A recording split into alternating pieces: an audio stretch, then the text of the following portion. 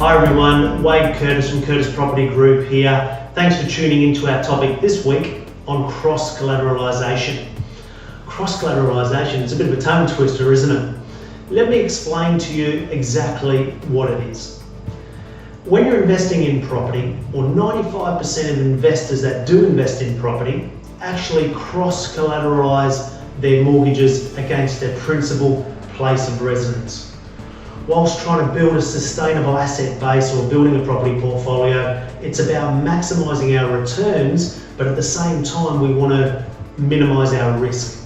Let me show you a strategy how we can safeguard our own home while still building a property portfolio. I'll show you how.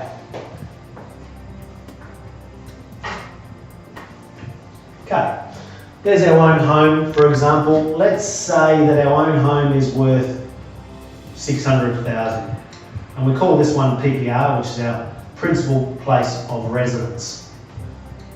Let's assume that's with Commonwealth Bank. Okay, our loan amount on this, let's say it's $300,000. So it means that we've got roughly $300,000 in equity. Now let's say we're going to buy our investment property. We found the property that we want, ticks the boxes, and that's going to be worth $450,000. And this is our investment property here, IP. Okay. Now, what most people do, or 95% of investors, is they go back to the bank that has the titles and the security over the principal place of residence. So what happens is CBA look at the property and say, yep, great, good property, you've got great equity, and you've also got good income. So we're going to lend you 105% of the value of that asset. 100% of the value plus 5% for stamp duty, legal costs, and just the normal associated cost of buying investment property or buying any property. So what's happened, they've cross-collateralised and secured the whole investment property against your principal place of residence. So they've got full security over all of your assets and own both titles of your investment and your own home.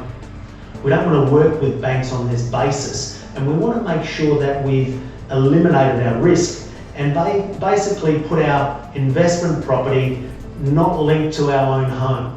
Let me show you how you can do that. So this scenario is not the most ideal scenario when you're investing. So we're trying to build our portfolio not linked or not cross-collateralised to our own home. How do we do it? Well, when you buy a property, obviously you're putting down either a 10 or 20% deposit generally. So we're going to go back to CBA where the equity lies in our principal place of residence, and we're going to borrow a 10% deposit out, for example. So 10% of $450,000 would be roughly $45,000. You've got your stamp duty costs, probably let's say it's about 10, so 55, and we've got a couple of grand for solicitors' costs, settlement agent, etc. So let's just say that we need 55, or let's just round it off to $60,000. So what we do is we go back to CBA and we set up a line of credit, call it LOC, line of credit, for $60,000. So what this is our 10% deposit plus our costs, being stamp duty, legal costs, etc. This is tax effective for us, even though it comes out of a non-tax effective asset, being your principal place of residence. It's not where the money comes from, it's what we actually use that money for. So for example, if we borrowed out $60,000 in an investment line of credit and went and bought our boat, obviously that's not tax effective. So the interest payable on the $60,000 is not tax deductible to you. But when we're using that to be able to purchase an investment property, it becomes tax effective for us. So there's our 10% plus our stamp duty, legal costs. And we're going to borrow the other 90% with a totally separate lender. So we call it 90% loan to value ratio. Loan to value ratio means the amount the bank's actually going to lend you against that asset. So here, they're going to lend us 90% of the value of $450,000. So that is 405. So they're going to lend us 405,000, which is another lender. Let's say this lender is Westpac. Okay, so totally separate to CBA. So we're going to borrow 405,000 from them, and we're going to borrow the other 60 from here, which equates to our 10% deposit, stamp duty, legal costs. That goes over here for the 10% deposit.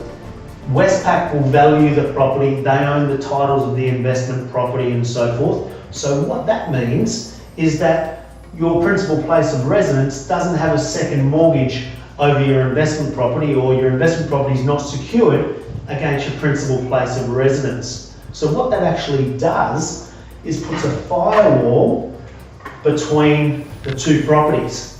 So our own home is totally out of the picture and safe, and our investment property is on with another lender, so we can continue to do that.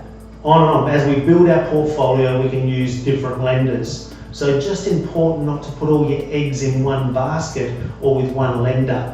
One, it will eliminate your borrowing capacity to be able to grow your asset base, and two, it puts a lot more risk against your own home. We don't want to work with banks on that basis. We want more risk on the bank's end rather than more risk on our personal place of residence. I hope that makes a lot of sense. It's a very important structure, and that's your ability to grow your portfolio a lot faster as well. That's it for me today, but thanks for listening. Follow us on Facebook. If you need to send any emails or have any questions about specific strategies that videos that I do, please feel free to email me at info@curtispropertygroup.com.au. Thanks for listening and have a great day.